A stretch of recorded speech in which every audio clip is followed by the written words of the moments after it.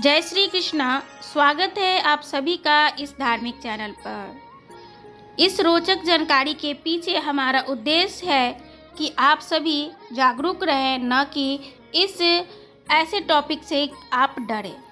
आखिर 24 घंटे के अंदर आत्माएं अपने घर वापस क्यों आ जाती हैं?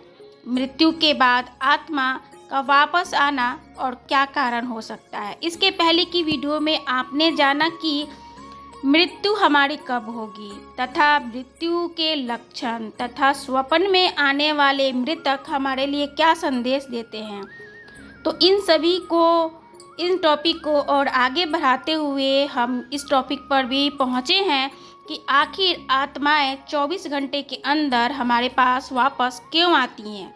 मृत्यु के 24 घंटे बाद आत्मा अपने घर वापस क्यों आती हैं। वीडियो पूरा ज़रूर देखिएगा, तभी इसके बारे में हम समझ सकते हैं और इस भय की दुनिया से हम बाहर भी निकल सकते हैं।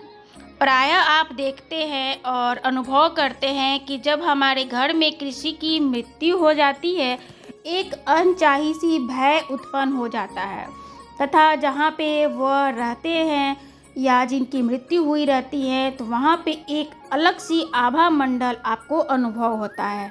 ये हर कोई अनुभव कर लेता है, चाहे वो बालक हो या हम और आप।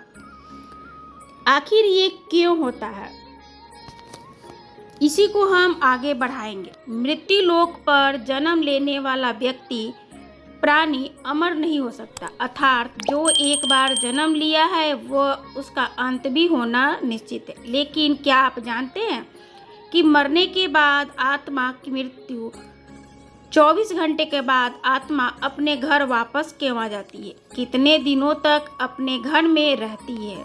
अगर नहीं जानते तो आपको मैं बता देती हूँ कि इन सभी सवालों का जवाब हमारे धार्मिक ग्रंथ यानी कि गरुड़ पुराण में विस्तार पूर्वक लिखा हुआ है। जो पंडित जी हमें आकर सुनाते हैं एक गरुड़ पुराण की कथा, उससे अलग भी कई और गरुड़ पुराण पुस्तक है, कई और महात्माओं द्वारा लिखित, जो कि हम नहीं सुने हैं और नहीं पढ़े हैं। तो जो हमने अभी 2 साल पहले सुना उसके ऊपर ही ये वीडियो मैं आपको दे रही हूँ, जो कि आपको यूट्यूब पर भी शायद मिले ही होंगे।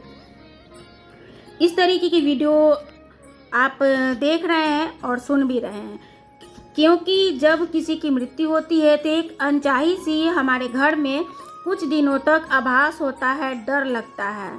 तो ये डर संभव है क्योंकि जिस व्यक्ति का शरीर नष्ट हुआ है वह व्यक्ति नष्ट नहीं हुआ।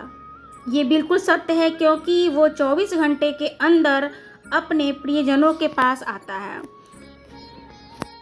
गरुड़ पुराण में बताया गया है कि जब किसी की मृत्यु हो जाती है तो यमराज के दूत उनकी आत्मा को अपने साथ ले जाते हैं, जहां उनके पुण्य और पाप कर्मों का लेखा जोखा हिसाब किया जाता है और फिर उन्हें 24 घंटे के अंदर यमदूत उस प्राणी को, आत्मा को वापस उसके घर छोड़ जाते हैं।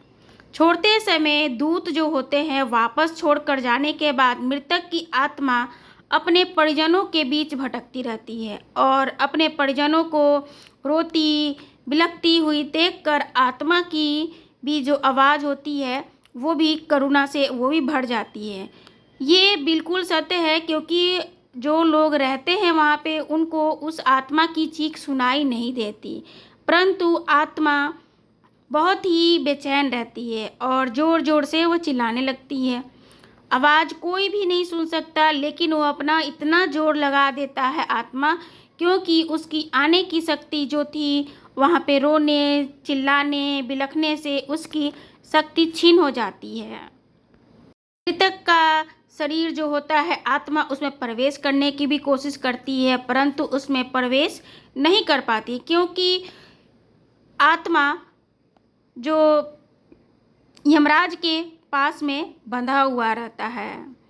किसी की भी मृत्यु हो जाने पर उसके परिजन रोते चिल्लाते बिलखते देखकर आत्मा तो दुखी तो होती ही है, परंतु आत्मा को न तो यमलोक जाने के लिए उसके अंदर शक्ति रहती है और ना ही उसमें पावर होता है।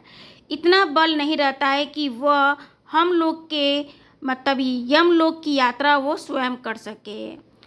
गरुड़ पुराण के अनुसार किसी भी मनुष्य के मृत्यु के बाद जो 10 दिनों तक पिंडदान किया जाता है, उस मृतक को विभिन्न अंगों को उसी में रचना होती है। 11वें दिन 12वें दिन के पिंडदान जो किया जाता है, उसी से मृतक की शरीर का मांस त्वचा का निर्माण होता है और वह एक अंग एक शरीर वो धारण करता है तथा उसका नया जीवन होता है तथा अर्थात मृत्यु के पश्चात 13 दिनों तक आत्मा ने अपना जो भी जिसके नाम से पिंडदान हुआ है उस जो करता है, तो आत्मा को मृत्यु लोक से यम लोक जाने में वो पिंडदान उसकी सहायता करता है।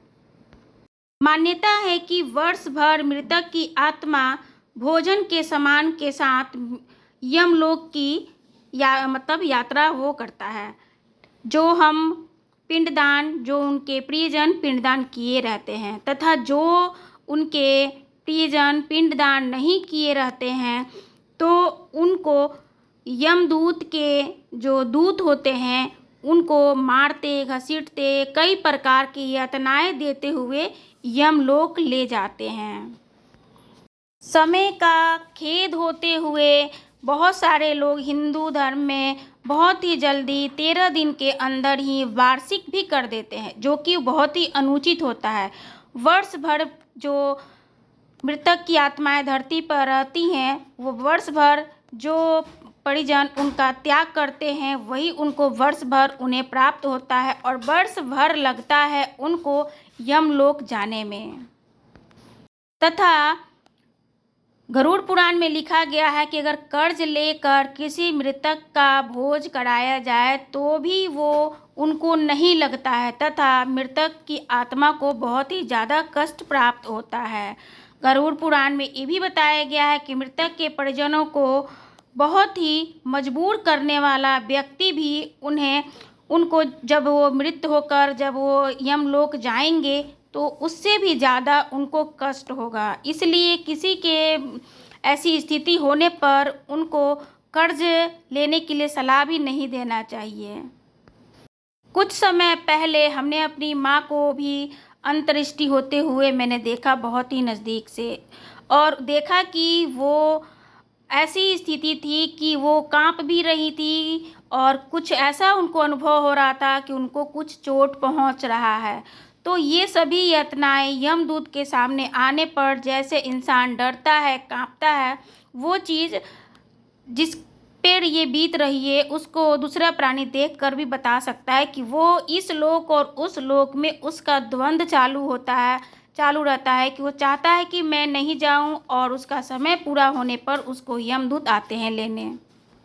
जो मनुष्य जीवित रहते हुए पुण्य कर्म करता है उसे यमदूत मृत्यु के 13 दिनों के बाद जब वो लेकर जाते हैं तो उन्हें कोई यातनाएं सहनी नहीं पड़ती है। इसीलिए दान धर्म करनी चाहिए तथा जो लोग बुरे कर्म करते हैं उन्हें यमदूत बुरे रास्ते से ले जाते हैं, आत्माओं को यातनाएं देते हुए उन्हें ले जाते हैं तथा उनके पुण्य और पाप का हिसाब करते हुए जो उनका हिसाब बनता है उसके हिसाब से मृतक की आत्माओं को स्वर्ग या नरक में स्थान प्राप्त होता है। मित्रों, आशा करते हैं कि आपको आखिर में समझ में आ गया होगा कि मृत्यु की 24 घंटे बाद आत्मा अपने घर वापस क्यों आती है। अगर समझ में आया हो तो वीडियो को ज़्यादा से ज़्यादा शेयर करें और लाइक करें और कमेंट में भी एक अपना अनुभव शेयर करें। आध्यात्मिक जानकारी के लिए हमारे चैनल को सब्सक्राइब करें। फिर मिलते हैं एक नए विषय के साथ, तब तक दे विदा हमें। जय श्री कृष्णा।